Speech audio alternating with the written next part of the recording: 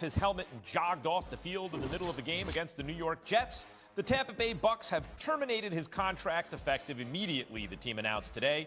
Here is a guy, I don't know if you heard about him, Tom Brady, a little while ago. I think there's a lot of personal, obviously, feelings. I don't think this is really the week to discuss it, though. So, I'm just going to do the best I can do as quarterback of the team and try to put together a great week, finish strong. You just always deal with different things over the course of the season. That's what we're doing this week. Damian, we didn't get your thoughts on this earlier. You won 2 Super Bowls with Tom Brady. Your take on the AB situation? Yeah, Max, the one thing that as a player, one thing that you just can't tolerate or it's just an absolute no-no in the locker room is a guy quitting on you, quitting on your teammates. And we've seen that from AB multiple times. We've seen it in Pittsburgh. We've seen it with the then Oakland Raiders where he quit on his team. And then, this whole situation with the Tampa Bay Buccaneers at halftime. Listen, I think this story is a fluid situation. There's still more information that's going to be out there. But what we know with Antonio Brown is the fact that we've seen these type of theatrics before. He's supremely talented. Teams going to always try to think that, I can change this guy or I can make this guy conform to what we do here. And that's usually not the case. Would you want to play with him, Damian? Would you want him on your team? No, I wouldn't want him on my team. Listen, everything that we've seen from Antonio Brown, throughout his career, especially the latter part of his career, me personally, the locker room is a sacred place. I just wouldn't want all that nonsense in the locker room. But listen, Max, at the end of the day, talent trumps everything. Yeah. You know this. There's probably going to be another team next year that's going to give Antonio Brown a shot because as much baggage as he has, he's still a really good wide receiver. Someone's going to take a chance on him again. Yeah, he's even better than his baggage. Still, somehow. And he knows it, right? You said it earlier, leverage. Yep. He knows he's got it.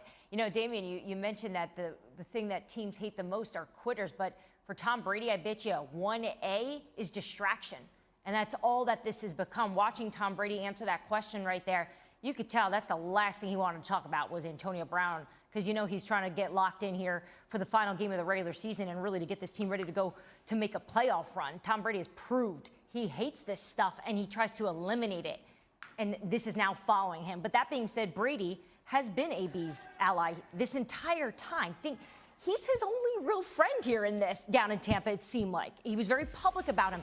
And Max, after the game on Sunday, after all the antics at MetLife, you heard what Tom Brady had to say. He had a soft, kind way, basically asking us to all kind of take it down a notch in terms of mocking the situation, almost as if he knows something a little bit more than the public does about the state of Antonio Brown. But to the point that you said earlier, maybe there is something wrong, but that also may not even, that doesn't excuse quitting and doesn't excuse perhaps being a jerk. You can need help and be a jerk. Those two ideas are not mutually exclusive. It's possible to have both things be true.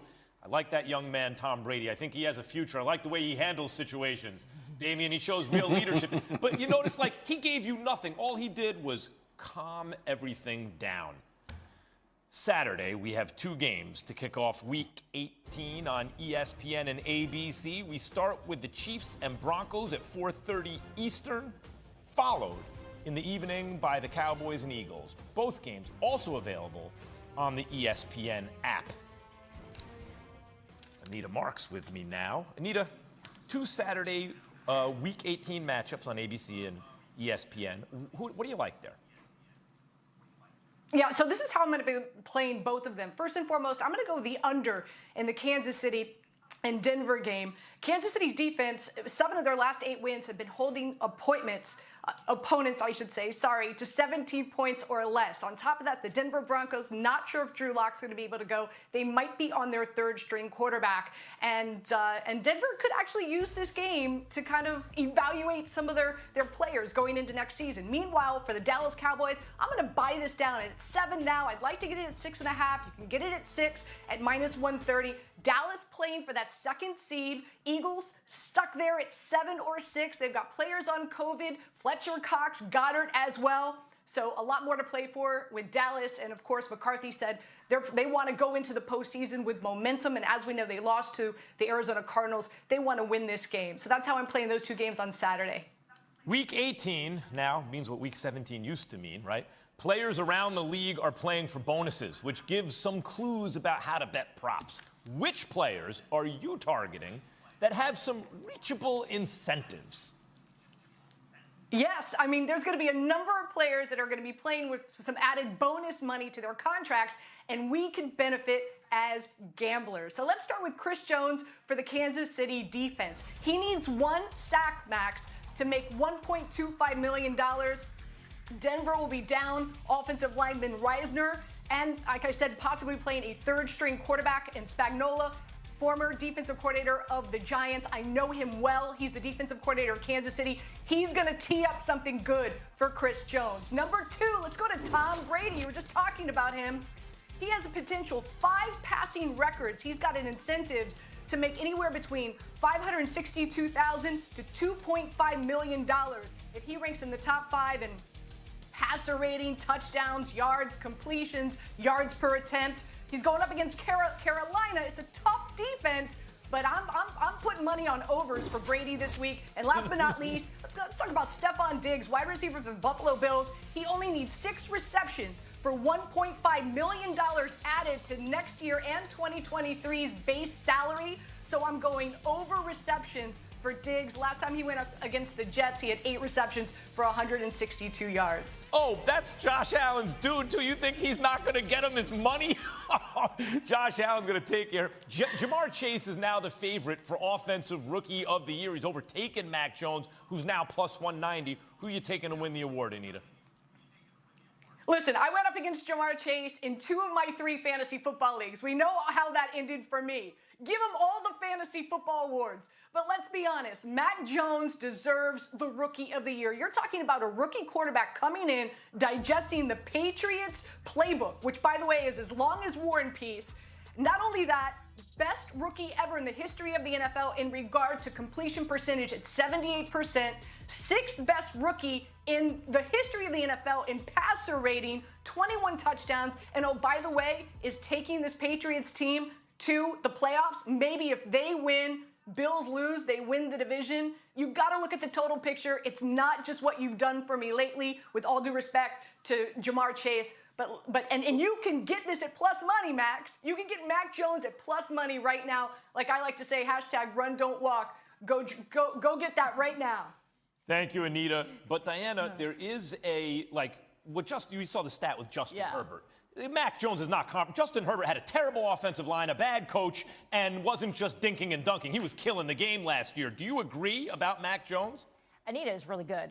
She has such great insight and always relies on those great stats that she has. But for me, Rookie of the Year is Bengals Jamar Chase, and I don't even think it's close. I don't even think it's up for debate. He's doing things that are historical. We're talking things that receivers like, I don't know, Randy Moss, Jerry Rice, Calvin Johnson have done in their career. He did this his rookie year. And look, we can talk about him being the best young player. He's perhaps one of the best receivers in the game right now. The future for the Bengals is bright. And, you know, I do laugh a little bit looking back at the beginning, or at least at the start of his career in Cincinnati when they drafted him. There was so much talk about the Bengals making a mistake. They got to go O-line. And look, they probably could still use another offensive lineman next year.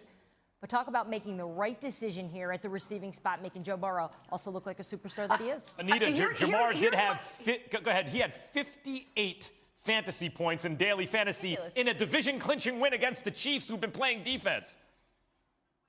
I get all that, but if you go back and you look at mid-season stats from, let's say, week 8 through week 12, week 13, it was the T. Higgins show. At one point in time, I was using the phrase rookie wall. I thought possibly he had hit the rookie wall. Yeah. Defenses that were going up against the Cincinnati Bengals were taking away the long ball, and that's what he brings to the equation.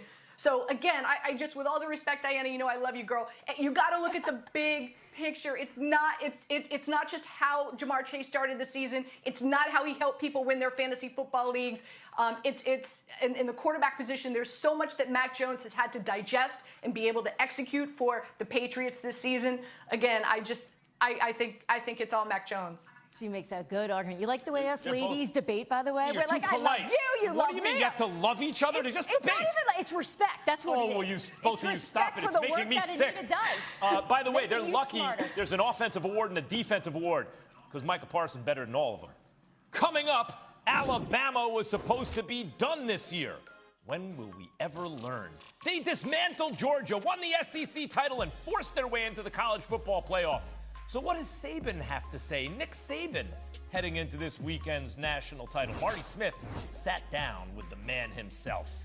And Zion Williamson news, and it is, well,